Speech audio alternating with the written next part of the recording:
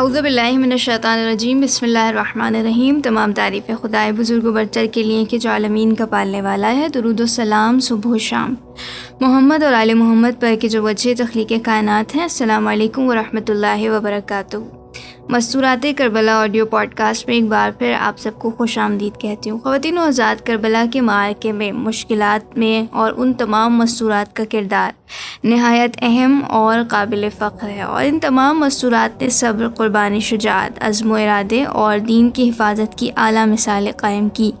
انہی مستورات میں سے دو اہم شخصیات اور انتہائی قابل ذکر شخصیات جناب ام فروہ سلام اللہ علیہا اور جناب رباب سلام اللہ علیہا کی ذات ہے۔ آپ کون ہیں، کس خاندان سے تعلق رکھتی ہیں، آپ کا واقعہ کربلا میں کیا کردار ہے، اس حوالے سے بات کریں گے۔ اور ہماری خوش نصیبی ہے کہ ہمارے ساتھ جو مہمان شخصیت ہیں، پیاری گفتگو فرماتی ہیں، خوش آمدید کہتے ہیں ذاکرہ کنیز مومنہ صاحبہ کو۔ السلام علیکم ورحمۃ اللہ وبرکاتہ۔ وعلیکم السلام ورحمۃ اللہ وبرکاتہ۔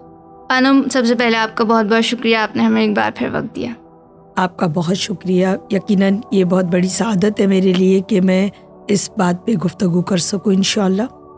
سب سے پہلا سوال میں ابتداً آپ کی خدمت میں یہی رکھنا چاہتی ہوں کہ بی بی ام رباب اور جناب ام فروہ سلام اللہ علیہا، یعنی ان میں آپس میں پہلے سے کوئی رشتہ موجود تھا یا در اہل بیت اطہار پر آنے کے بعد یہ ایک ساتھ کس رشتے میں شامل ہوئی؟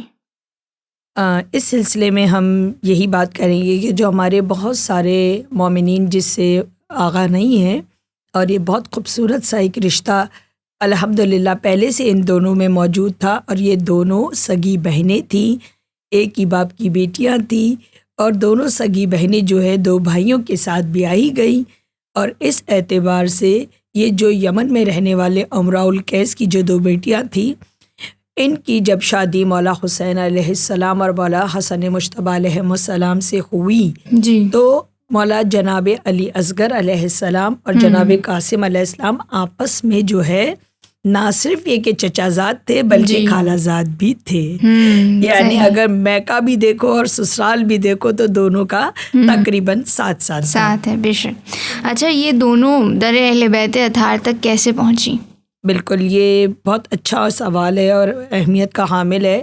خدا انتظام کرتا ہے الحمدللہ۔ آپ نے دیکھا ہوگا کہ ائمہ معصومین کی جتنی مائیں ہیں ان کے لیے، چاہے وہ بی بی حمیدہ خاتون لے لے، آپ بی بی نجمہ خاتون لے لے، کس طرح سے ان کو خریدنا، خواب میں آ کر ائمہ معصومین کو بتانا، کہ تصویر دکھانا، ہر چیز یعنی خدا خود انتظام کرتا ہے کہ ائمہ معصومین کے دنیا میں آنے کے لیے کون سے مطہر جو ہے بطون کو جو ہے وہ سلیکٹ کیا جائے، انتخاب کیا جائے۔ تو اس کے لیے بھی آپ دیکھیں گے کہ آپ کو ہر امہات میں اور مختلف جو ائمہ معصومین کی مائیں ہیں ان کی ہسٹری میں دیکھیں گے تو آپ کو فقط مدینے سے تعلق رکھنے والی نہیں ملیں گی۔ جی، ایسا ہی ہے، بالکل ایسا ہی تھا کہ امراء القیس عدی، یہ اصل میں امراء القیس ایک ایسا مشہور اور معروف نام تھا کہ اس زمانے میں ایک شاعر کا نام بھی تھا، لیکن یہ وہ نہیں ہے، یہ وہ ہے جو یمن میں رہتے تھے، پہلے جو ہے نصرانی جو ہے مذہب سے تھے، اور کچھ وقت کے بعد تعلیمات اہل بیت کے نتیجے میں جو ہے وہ الحمدللہ مسلمان ہوئے۔ جی، اور یہ یمن میں رہتے تھے، اور ان کی 3 بیٹیاں، اب 3 بیٹیوں میں سے 2 بیٹیاں ایسی تھی کہ وہ ماشاءاللہ شادی کی ایج کو پہنچ گئی، اور انہی دنوں میں ان کی وائف، ان کی اہلیہ کی جو ہے وہ ڈیتھ ہو گئی۔ اب ایک باپ کے لیے 3 بیٹوں کی پرورش، ان کے بعد کے مراحل طے کرنا بہت مشکل ٹارگٹ تھا، بے شک۔ اور پھر ان کو ایسا تھا کہ الحمدللہ خدا نے مال و دولت سے تو ان کو نوازا تھا، ان کو چاہیے تھا کہ بیٹیوں کے معاملے میں انہیں، ان کا ایک ایم تھا، ان کا ایک مقصد تھا، ان کا ایک ٹارگٹ تھا کہ بیٹیوں کے معاملے میں ہمیشہ شرافت اور دینداری کو مد نظر رکھا جائے۔ وہ آج کے باپ کے لیے واقعی پیغام ہے کہ بینک بیلنس نہ دیکھے، بنگلے کوٹھیاں نہ دیکھے، اگر بیٹی کے نصیب کا ہوگا تو اس کو مل کے رہے گا، ضرور ملے گا بے شک. بس اگر دینداری اور شرافت داری پر اگر بنیاد رشتہ رکھا جائے تو یہ بہت مستحکم ہوتا ہے. بے شک اور بے شک. اس وقت انہوں نے دیکھا کہ مدینہ کیپٹل ہے، اس وقت وہاں مسلمانوں کی تعداد زیادہ ہے ٹھیک. اور بہت بہت قوی امکان ہے کہ مجھے وہاں جانے کے بعد کوئی شرافت والا دیندار والا گھرانہ اپنی بیٹیوں کے لیے مل جائے گا. جی. انہوں نے یمن سے مدینہ مائگریٹ کیا، جو کہ اٹ سیلف بہت یعنی ڈیفیکلٹ سفر تھا، لیکن صحیح. انہوں نے بیٹیوں کی خاطر کیا جی کہ اچھے گھرانوں میں جائیں. وہاں آنے کے بعد کیونکہ زیادہ نہیں جانتے تھے لوگوں کو، تو پہلے تو کچھ لوگوں کے وہاں رشتے بھی بھیجے، لیکن جب ان سے ملاقات ہوئی تو پتہ چلا کہ ان کے پاس تو شرافت نام کی کوئی چیز ہی نہیں ہے. تو پھر پریشان تھے، کرے تو کیا کریں. ایسے میں پھر ایک مرتبہ شام کا وقت تھا، یہودی کے باغ سے جی جب دیکھا کہ ایک شخص نکل رہا ہے جو پسینے میں شرابور ہے اور ابھی کما کر آیا ہے، اور چاروں طرف سے بچے نے گھیر لیا اور سارا کا سارا ابھی کما کر آئے، فوراً ان پہ لٹانا بھی شروع کر دیا. کیا بات ہے. اور ہر کوئی ان کا ہاتھ چوم رہا ہے.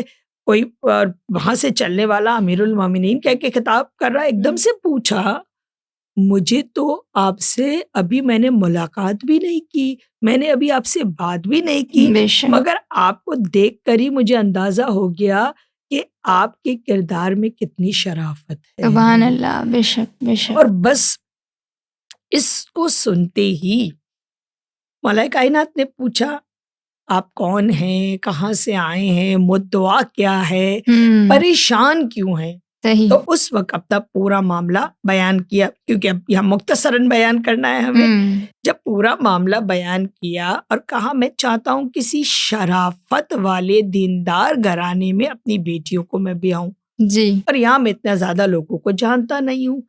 تو مولا مسکرا کر کہتے ہیں، اگر میں تیرا مسئلہ حل کر دوں تو کہا کیا ہی بات ہے کہ آپ میرا مسئلہ حل کر دیں. کہا اگر بنی ہاشم کے خاندان میں تیری بیٹیوں کا رشتہ ہو جائے تو کیسا ہے. واہ واہ. وہ نام ضرور سن چکا تھا، جی. اسے پتا تھا کہ بنی ہاشم کا خاندان شرافت میں، دینداری میں، اطاعت، عبادت، سخاوت، شجاعت سب میں بہت اعلیٰ ہے. تھوڑی دیر کے لیے تو سمجھ نہیں آیا کہ میری قسمت کا ستارہ ایسے کیسے جاگ گیا. کیا بات ہے. اور اسی وقت جو ہے مولا کائنات نے ان کی بڑی بیٹی، چونکہ وہ عمر میں زیادہ تھی، تو ان سے کہا عمرہ القیس سے کہ میں بڑی بیٹی جو تمہاری ہے، ماہیہ نام تھا اس کا، ٹھیک ہے، تو کہا میں اس سے شادی کر لیتا ہوں. جی. اور دوسرے نمبر کی بیٹی جس کو سلمہ کہا جاتا تھا، جو بعد میں کثرت استعمال سے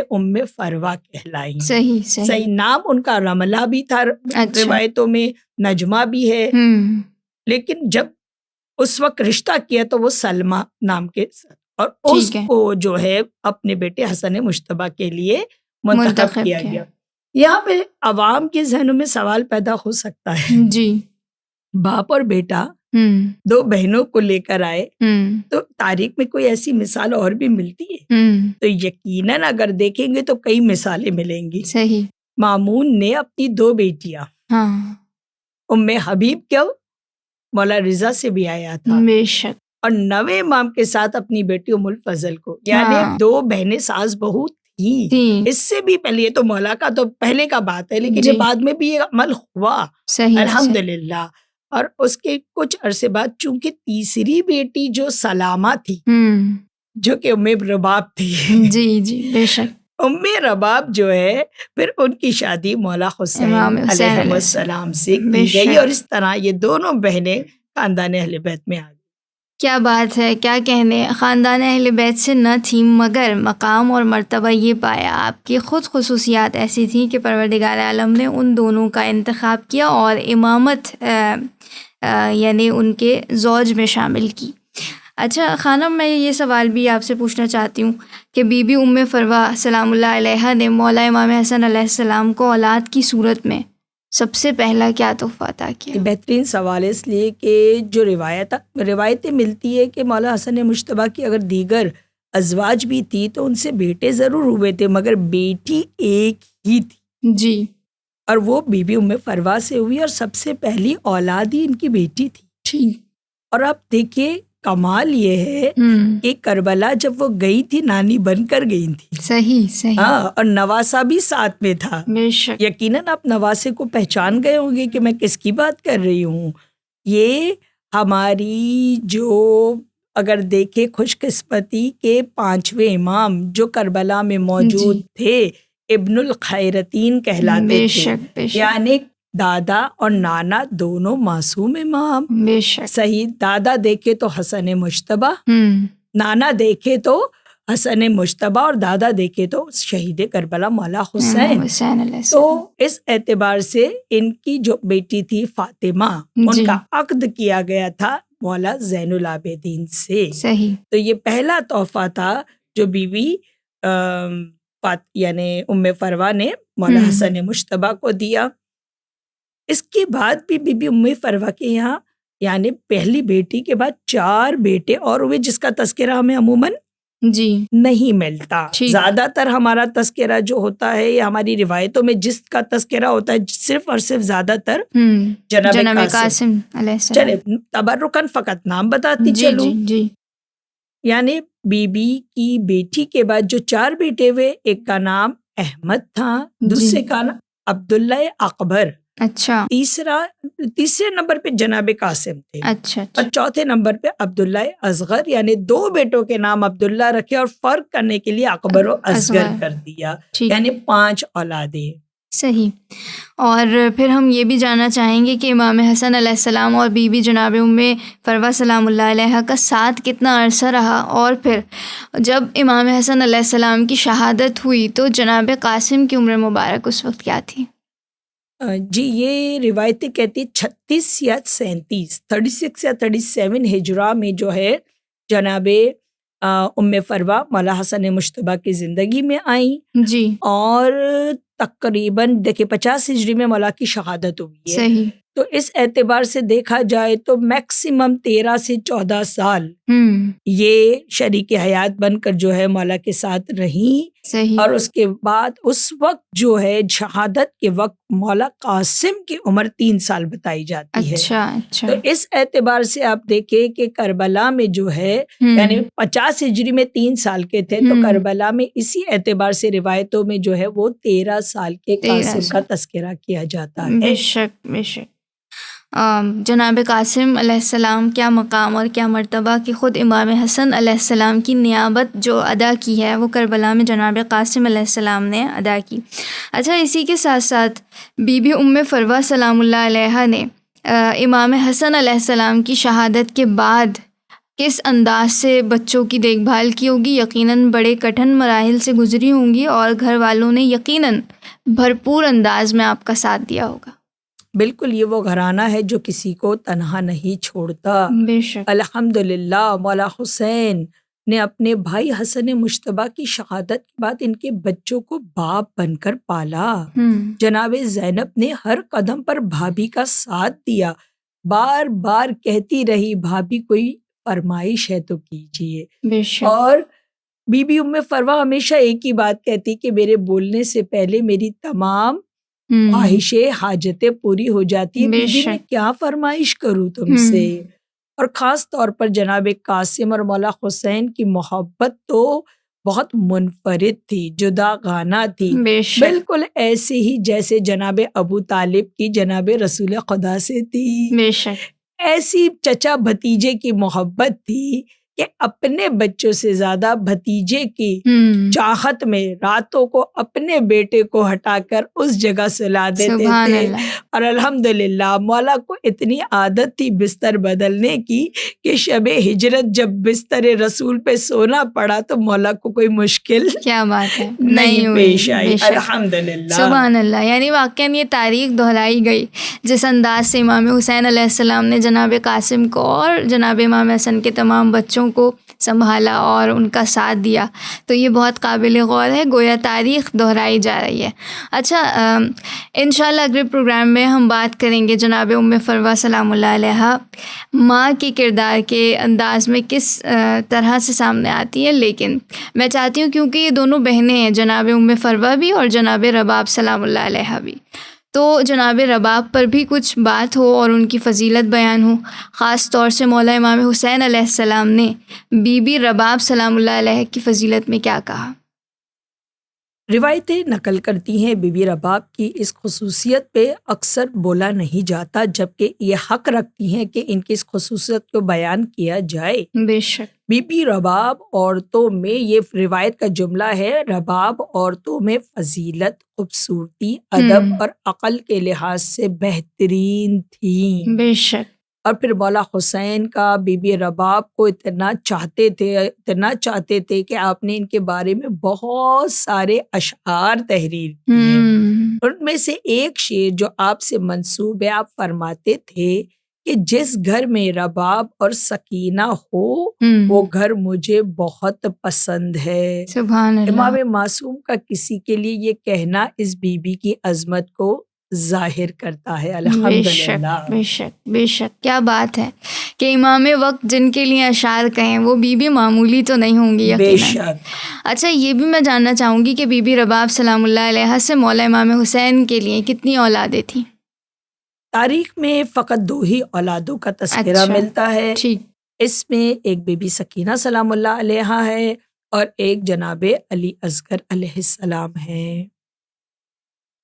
بی بی رباب سلام اللہ علیہ نے بعد کربلا امام حسین سے جس انداز سے محبت کا اظہار کیا، محبت خاص، شدید محبت کا اظہار، کیا وہ عمل سے بھی ظاہر ہوتی ہے؟